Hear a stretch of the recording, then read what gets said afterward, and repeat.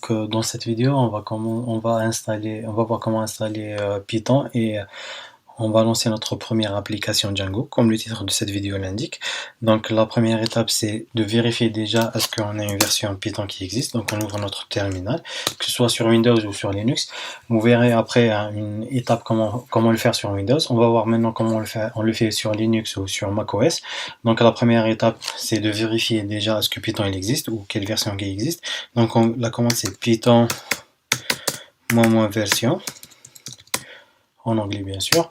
On verra ici la version de Python c'est 2.7 que j'ai installé déjà. J'en ai aussi une autre version du Python, donc c'est en tapant aussi Python 3 version. Voilà, donc j'ai une version 3.8. Ça suffit déjà pour développer Django, mais je vais installer une version plus récente pour que vous voyez comment on peut installer Python sur macOS. Bon, pour les gens qui utilisent Linux, c'est tout simplement ils peuvent taper apt-get install Python et ils ont la dernière version de Python installée. Ok, donc on ouvre un browser. Donc on va ouvrir un Google Chrome et on tape download Python. Voilà, c'est la même chose pour Windows. On tape sur download Python et je sélectionne la version. Je vais installer la dernière version de Python, donc c'est download Python 3.10.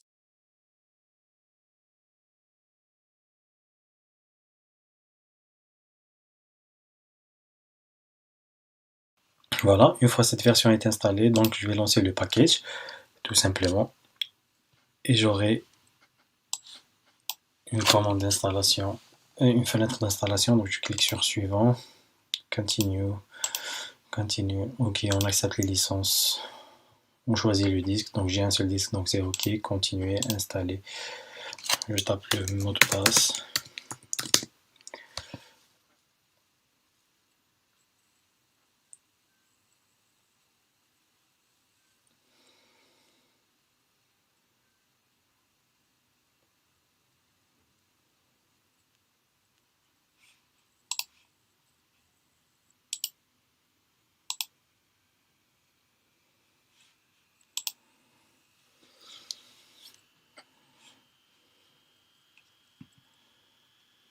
Voilà, ici on verra que la version du Python est installée, 3.10.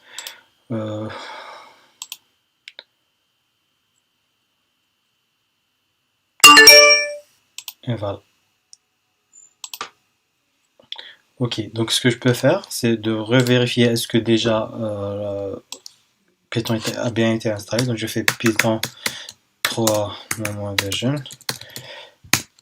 Et j'ai la dernière version de Python 3, c'est 3.10 qui est installée. Dans ce cas, je vais utiliser toujours Python.3, mais pour vous qui ont installé une seule version de Python, il suffit tout simplement d'écrire Python et vous utilisez la dernière version Python.3, 3.10.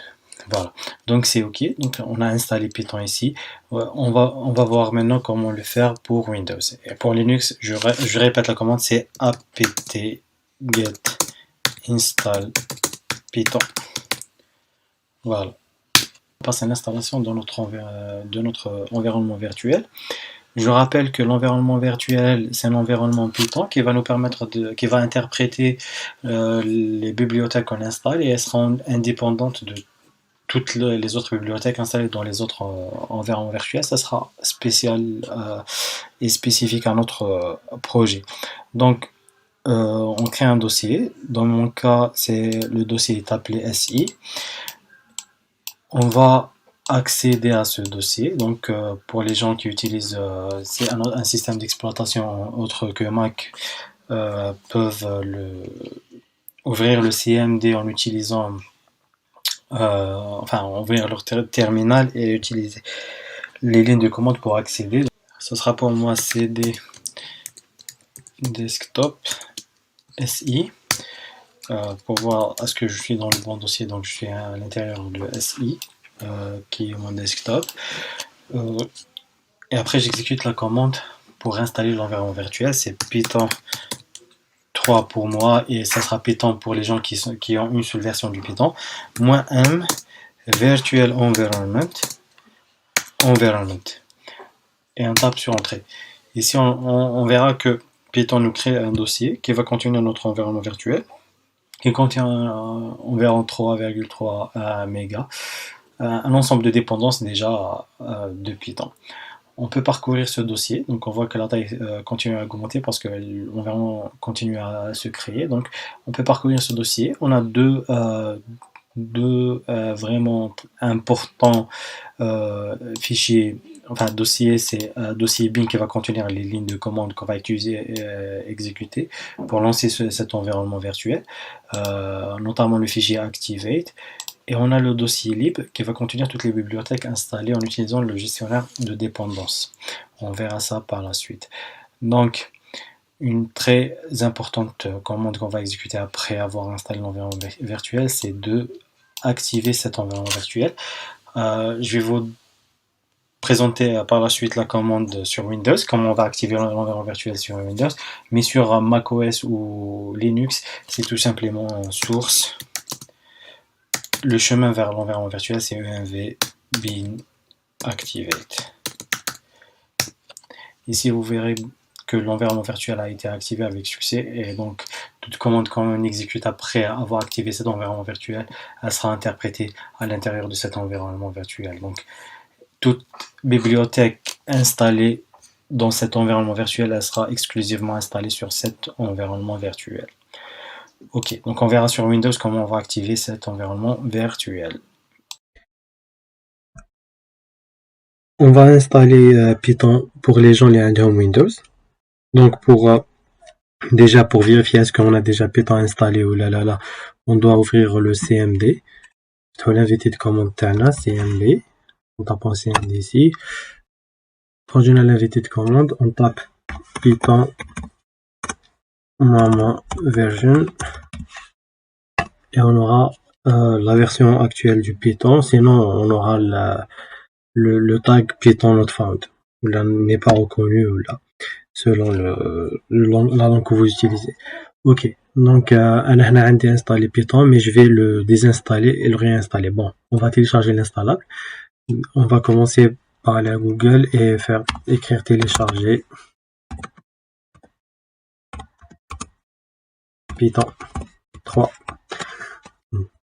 Ici dans notre projet on va utiliser Python 3, donc on fait download Python. Voilà, donc ici on a download Python 3.10, on le télécharge et on attend la fin du téléchargement. Hop. Une fois Python l'installable est téléchargé, on clique deux fois sur l'installable, on aura cette fenêtre. Bon, il y en a, selon la version, on a la case à cocher ici, c'est Add Python to Path. Même si vous n'avez pas cette case, vous pouvez aller à Customize Installation. Vous cliquez ici et vous trouverez ici ajouter Python ou la Add Python to Environment Path. Donc, comme on a cette option, on va la cocher ici. Add Python to Path. Fait Install Now. Voilà, donc l'installation commence. On attend la fin du processus d'installation. Ça prend pas beaucoup de temps, donc c'est très rapide.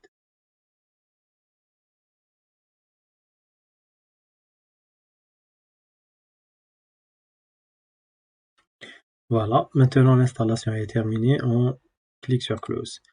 Et pour vérifier que les Python s'est installé correctement, donc on ouvre l'invité de commande Tana, on tape sur CMD, invité de commande, et on tape la même commande que tout à l'heure, Python version. On aura la version installée, la nouvelle version 3.10. Donc ici, jusque là, on a installé Python avec succès. Et on continuera par la suite tel code en installant l'environnement تاعنا. Donc après avoir installé Python, on va commencer notre projet. La première étape, c'est on va créer un dossier qui va contenir notre projet. On l'appelle SI si vous voulez. Vous pouvez le nommer quand vous voulez. Donc on crée le dossier SI, on ouvre le dossier. et on va essayer d'ouvrir l'invité de commande تاعنا في le même dossier اللي رانا فيه. Donc une astuce, c'est juste taper cmd ici et on aura l'invité de commande qui s'affiche dans le chemin اللي رانا حابينه. Pour afficher le contenu le dossier تاعنا, on tape dire. Donc ici on n'a pas de fichier dans le dossier d'ailleurs. On va commencer maintenant par installer notre environnement virtuel. Donc la commande pour installer l'environnement virtuel, c'est python -m virtual environment et le nom de l'environnement virtuel qui va être env dans notre cas, mais vous pouvez le nommer comme vous voulez. Donc on tape entrée et on voit ici que une structure qui a été créée.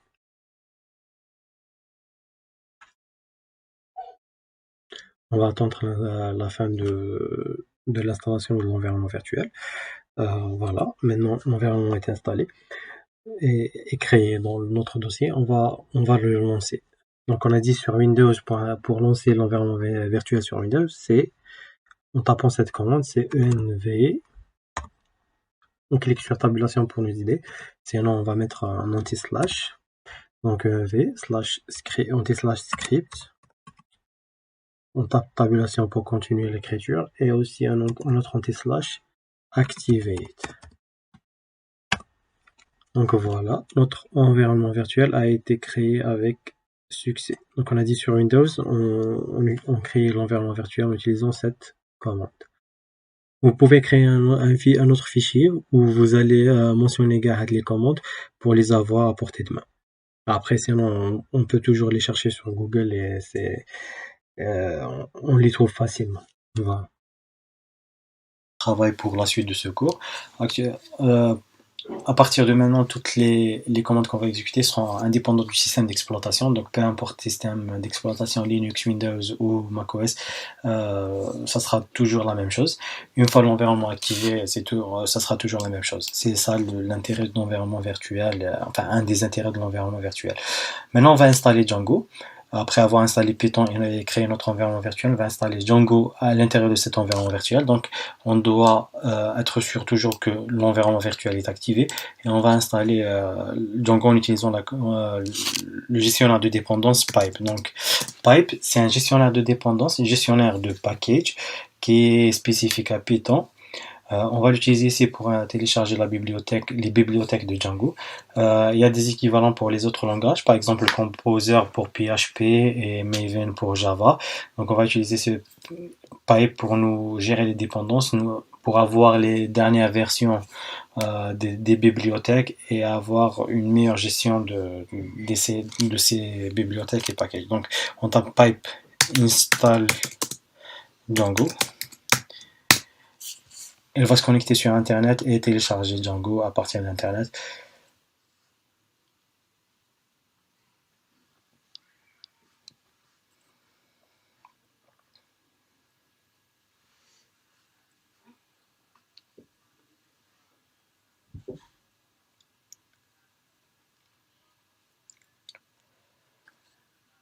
Voilà. Maintenant, Django a été installé avec succès. Successful installed. Donc, on peut commencer à développer notre application en utilisant Django.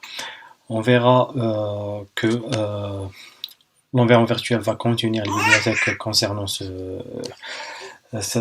cet outil-là et on va l'utiliser par la suite. Ok, donc je vais vider mon terminal. On va installer notre projet Django. Donc une fois la dépendance Django installée, on va lancer la commande Django admin start project et on donne le nom de notre projet, ça sera tuto. Voilà, on verra qu'un dossier qui a été créé s'appelle tuto. À l'intérieur, on a un autre dossier tuto et manage.py. Ce fichier manage.py qui va nous permettre d'exécuter des commandes Django pour exécuter certaines tâches. On verra ça par la suite en détail.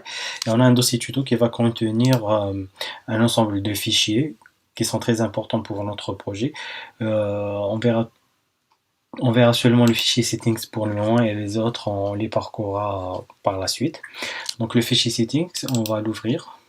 Je vais utiliser un éditeur de texte Visual Studio Code.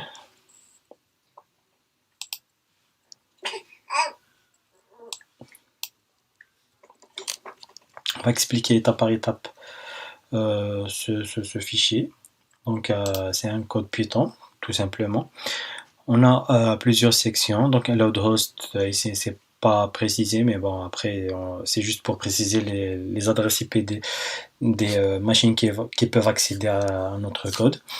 Installed apps, ici on a un ensemble d'applications déjà installées par Django. Dès qu'on installe une application Django, on a un kit fourni par Django. Généralement c'est un kit d'administration et d'authentification qui existe déjà. Donc ici c'est un kit Django. Voilà, des middlewares. Ça on en parlera par la suite. Et aussi la section database. On verra ici que Django utilise par défaut la base de données DBSQL SQLite. Donc c'est un type d'SQL, type de base de données SQLite qui est léger. On peut développer notre application entière avec SQLite. Après on le migre vers une autre base de données MySQL, Oracle ou Postgres. Voilà. Donc ce fichier est très important. Tous nos réglages et nos configurations, elles vont être ici, enfin elles vont être incluses dans ce fichier. On verra ça par la suite. Voilà. Donc on a installé notre première application ou bien notre premier projet. Une fois le projet a été commencé, on va maintenant migrer toutes les dépendances du package par défaut de Django. Pour le faire, tout simplement on tape la méthode, la commande Python 3 pour moi, ce sera Python toujours pour vous.